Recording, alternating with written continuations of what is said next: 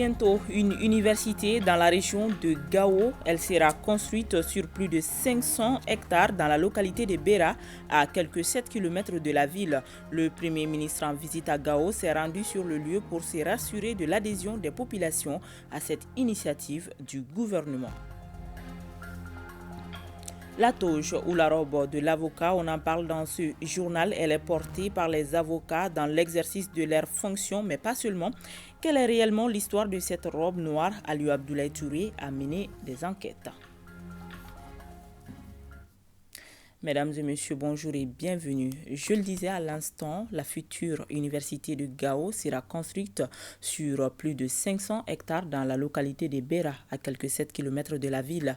Le Premier ministre en visite à Gao s'est rendu sur le lieu pour se rassurer de l'adhésion des populations à cette initiative du gouvernement. Le chef de village ainsi que le maire ont salué ce voyage historique du chef du gouvernement et réitéré leur pleine adhésion à la construction d'une université dans leur village.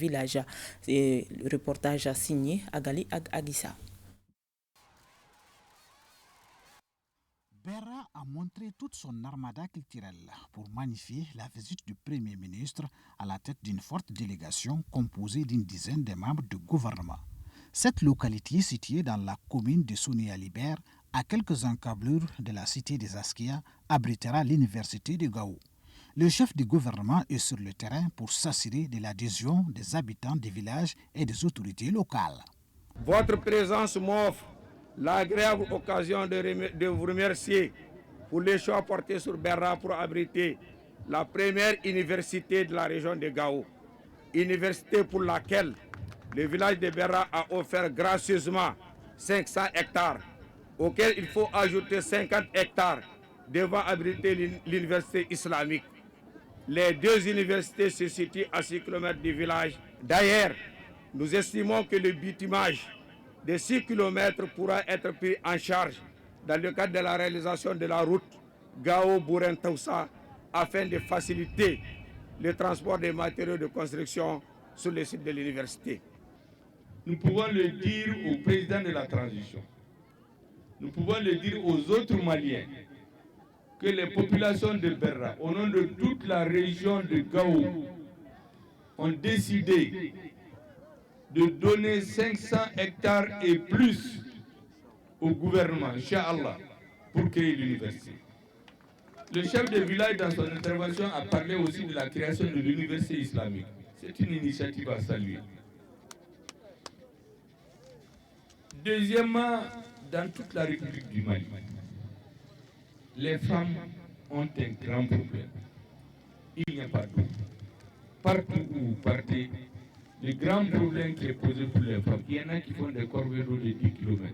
Et nous nous sommes dédiés, le président de la transition, son gouvernement, le président du Conseil national de transition, les membres du CNT, donc les autorités de la transition, se sont dédiés à faire en sorte qu'à la fin de la transition, chaque Malienne et Malien, de Kaï à Menaka, en passant par Gao, Kidal, Taoudeni, Mopti, Ségou, Sikasso, Koulikoro et les autres régions, j'en oublie,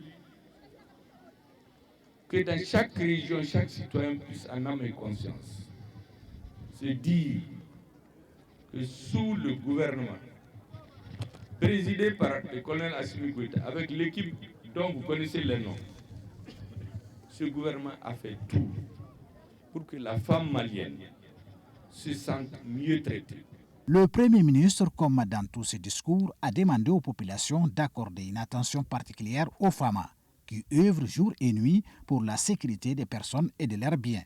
Aidez-les dans leur travail, parce que eux, le sens de leur travail, c'est votre sécurité. C'est eux qui feront de vous une nation fière. Tout militaire que vous voyez, dites-vous qu'il risque sa vie pour votre tranquillité. C'est la seule profession où on peut aller à la mort sur l'instruction de son chef. Les autres professions, vous pouvez dire que vous ne partez pas. Donc je vous convie à être solidaire de votre armée. La cérémonie qui avait commencé par des bénédictions a pris fin par une remise de cadeaux très symbolique dans la tradition Songwe au Premier ministre et certains membres du gouvernement, notamment les femmes ministres qui ont effectué le déplacement. Nous restons dans le nord pour parler de la visite à Taoudéni de la délégation conduite par Kroslak Daniela, adjointe au représentant spécial du secrétaire général chargé du pilier politique de la MINUSMA. Elle est venue parler de l'opération de la région de Taoudéni, mais aussi accompagner les autorités régionales dans la mise en œuvre de l'accord pour la paix et la réconciliation. Shirfi Moulaïdara. En plus des efforts du gouvernement dans l'opérationnalisation de la région de Taoudéni, la MINUSMA aussi entend s'investir activement au bénéfice des populations. D'où tout l'intérêt de cette visite de Kroslak Daniel, adjointe au représentant spécial du secrétaire général des Nations Unies chargé des piliers politiques de la MINUSMA. D'explorer des idées, justement, comment opérationnaliser la région de Taoudéni à Taoudéni et comment la MINUSMA peut être davantage donner son soutien et être utile pour le gouverneur, pour les autorités de Taoudéni. La MINUSMA a beaucoup fait. Nous reconnaissons ce qu'elle a eu à faire, particulièrement dans la région de Taoudéni, par son appui à l'administration. Quand vous regardez dans les différents bureaux aujourd'hui, la majeure partie des bureaux de l'administration sont équipés par la MINUSMA. En plus des doléances exprimées par les autorités régionales de Taoudéni, la MINUSMA compte s'investir aussi pour la réussite de l'application de l'accord pour la paix. Seule solution à notre problème, il faut éduquer nos enfants. Il faut leur créer ces conditions d'éducation pour que vraiment elles puissent trouver la solution à nos problèmes dans l'avenir. Qu'il ne s'agit pas de prendre des kalachnikovs ou des armes pour les chercher. La délégation a promis de travailler en étroite collaboration avec les autorités régionales de Taoudéni pour la stabilité et pour la réussite du processus de la refondation du Mali. En troisième région, plus de 31 millions de francs CFA, c'est le coût de réalisation de 3 salles de classe dont les clés ont été remises au groupe scolaire Zantraoré de Wayerma 1, un quartier de la commune urbaine de Sikassou. C'est un don du docteur Bakari Diarra, un pharmacien résident à Sikassou. Compte rendu, Moustapha Doumbia, Amadou Dolo. La réalisation de ces 3 salles de classe traduit la volonté du docteur Bakari Diarra d'appuyer le groupe scolaire Zantraoré de Wayerma. Il s'agit pour ces pharmaciens d'honorer ainsi un engagement pris lors du cinquantenaire de l'école en décembre 2021.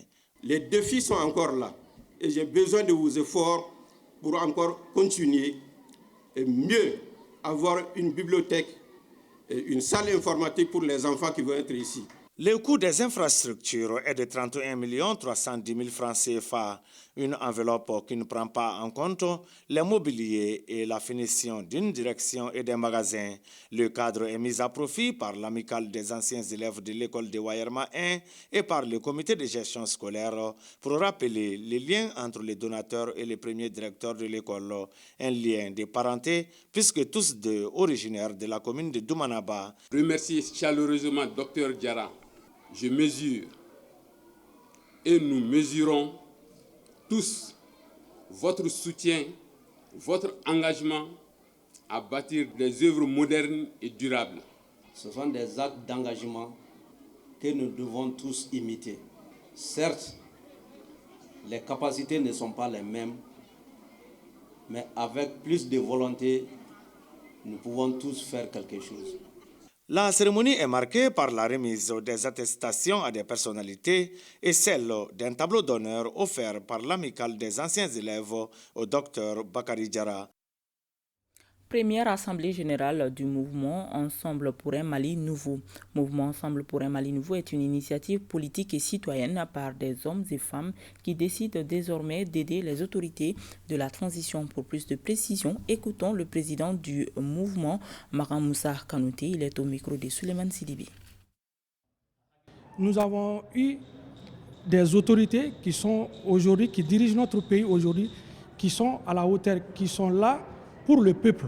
Donc nous aussi, on s'est dit comment nous, on doit faire pour soutenir ces autorités-là dans leurs actions.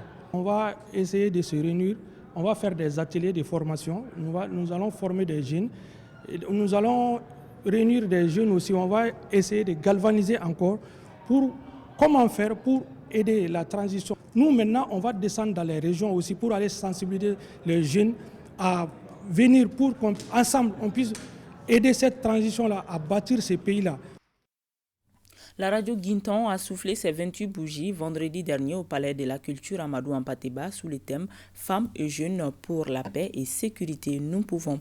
Un cadre propice de retrouvailles entre les travailleurs de la radio et les auditeurs, nous dit Aliou Abdoulaye Touré.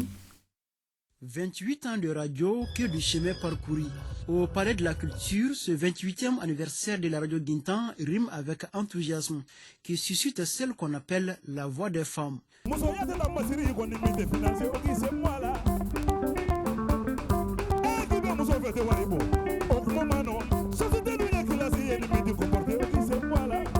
28 ans de contribution à la démocratie, la voix des femmes n'a rien perdu de sa notoriété. Elle contribue à la sensibilisation et surtout au divertissement dans la capitale. » La radio, c'est pas la télé.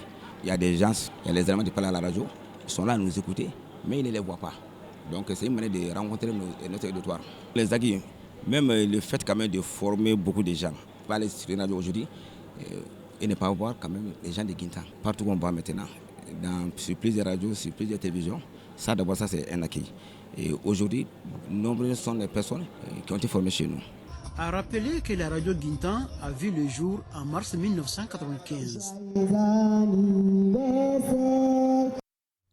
Le dossier de la rédaction est consacré à la robe de l'avocat, encore appelée toge. Dans l'exercice de leurs fonctions, les avocats portent tous sans exception la robe noire. C'est là pour assurer la défense de leurs clients devant les juridictions. Eh bien, cette robe noire a aussi une histoire. Elle a aussi des particularités liées à l'éthique et à la déontologie de la profession d'avocat. Pour en savoir davantage, Aliou Abdoulaye Touré s'est intéressé au sujet suivant. Dans les cours et tribunaux, les avocats s'identifient par leur robe. Je porte la robe d'avocat depuis 16 ans et j'ai prêté serment en octobre 2006 et depuis je pratique cette belle et honorable profession. Alors, on se pose la question sur le sens de la profession d'avocat. Les explications de Maître Magan Diallo sont sans équivoque. Un avocat, si vous voulez, c'est un juriste, un professionnel du droit dont les fonctions traditionnelles sont de conseiller, de représenter, d'assister et de défendre ses clients, les clients qui peuvent être des personnes physiques ou des personnes morales devant les juridictions. Justement, c'est dans le cadre de ces activités-là que l'avocat est amené à porter ce qu'on appelle la robe d'avocat. La robe d'avocat, autrement appelée toge d'avocat. La robe de l'avocat est un vêtement, un habit ou du moins un costume porté par lui lors de ses plaidoiries. Et cette robe a bien une histoire. Cette robe tire son origine du Moyen-Âge. Parce qu'au Moyen-Âge, c'était les clergés, c'est-à-dire les religieux, qui faisaient office de la profession d'avocat. Comme c'était des religieux, ils portaient une soutane noire qui comportait 33 boutons à la référence de l'âge de la mort du Christ.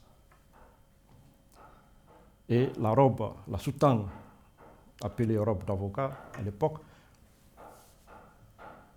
avait une longue traîne qui se déployait lors des cérémonies. La queue de la robe, c'est très long, hein? C'est très long. Ça permettait à ceux qui suivaient le juge de ne pas trop s'approcher, au risque de marcher sur la traîne et de trébucher. Au-delà de son caractère historique, la robe de l'avocat présente quelques particularités selon le professionnel. Les particularités d'une robe d'avocat se trouvent essentiellement dans sa couleur. Parce que depuis le Moyen-Âge, la couleur de la soutane était noire et la robe d'avocat a gardé cette couleur noire. Ensuite, elle a des manches larges avec un revêtement en soie noire, en soie. Et c'est vrai aujourd'hui, Elle n'a pas 33 boutons, elle ne comporte pas 33 boutons. La robe comporte un rabat aussi, qui est de couleur blanche et plissé. Un tissu de couleur blanche et plissé. Elle comporte aussi une épitoge. Une épitoge, c'est 2 brins de tissu fixés à l'épaule gauche de la robe. Et aux 2 extrémités, il y a une fourrure blanche. Si le port de la robe d'avocat relève de la coutume et de la tradition, au Mali, elle est une obligation. Dans le cadre national, le règlement intérieur du barreau du Mali, qui date du 17 juillet 1995, aussi précise que l'avocat doit être en robe. L'avocat doit se présenter devant le juge en robe ou devant les juridictions. Donc, on est d'accord que dans le cadre de l'exercice de ces activités judiciaires, je le dis bien judiciaires, l'avocat doit être en robe.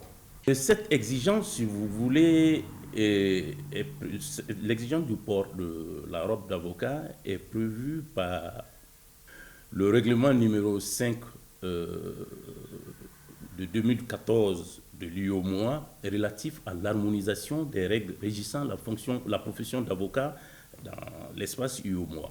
Cependant, il convient de retenir une précision importante. Entre la robe de l'avocat et celle du magistrat, il existe une différence. L'avocat est appelé les hommes en noir.